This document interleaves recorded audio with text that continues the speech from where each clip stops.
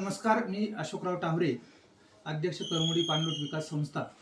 कळमोडी उपसा योजनेच्या वाढीव गावांबाबत व इतर सर्व फेरजेल नियोजनास मान्यता मिळावी यासाठी महाराष्ट्र कृष्णखोरे विकास महामंडळाने मे 2026 मध्ये महाराष्ट्र जलसंपत्ती नियमन प्राधिकरणाकडे प्रस्ताव पाठवला असल्याची माहिती भामा आसखेड धरण विभागाने माझ्या निवेदनानुसार दिली आहे आणि त्यामध्ये सर्व जो सद्यस्थितीचा अहवाल आहे तोही मांडलेला आहे.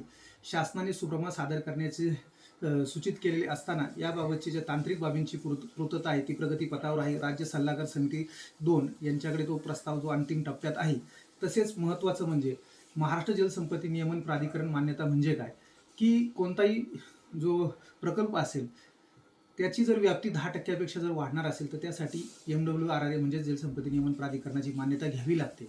कळमोडी धरणाबाबत उपसा योजनेबाबत 5065 हेक्टर क्षेत्र हे मूळ होतं. आता वाढीव क्षेत्र जे आहे ते खेड तालुक्याच्या पूर्व भागातील कनेरसर पूर्व वरुडे वाघगाव परिसरातील 1252 हेक्टर क्षेत्र, तसेच पुढे एकलेरे भागातील पश्चिम भागातील 305 हेक्टर क्षेत्र असं 1557 हेक्टर क्षेत्र वाढीव आहे.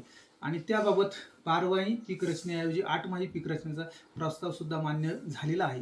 आता फक्त महाराष्ट्र जलसंपत्ती नियमन प्राधिकरणाने यासाठी मान्यता दिलेली पाहिजे फेरजेल नियमनासाठी. आणि याबाबत आमचा असा पाठपुरावा आपण तर नेहमी केलेलाच आहे, परंतु या 4 गावांच्या बाजूने व्यवस्थित कायदेशीर सल्लागार देऊन महाराष्ट्र जलसंपत्ती नियमन प्राधिकरणाकडे ती बाजू मांडून सकारात्मक निर्णय होईल अशा पद्धतीने कृती केली पाहिजे. आणि त्या दृष्टीनं सर्व भागातील नागरिकांशी चर्चा करून आम्ही बैठका वगैरे घेणार आहोत. आणि त्याबाबत कळमोडी उपसा योजनेमध्ये जर या गावांची जर अंतिम मान्यता झाली तर निश्चितच सुप्रमा जो आहे तो शासनाकडे सादर होऊन त्यास मंजुरी मिळाल्यानंतर कार्यारंभ होईल आणि प्रत्यक्ष पाणी या भागांना मिळण्यास मदत होईल असं मला या ठिकाणी वाटतं. धन्यवाद.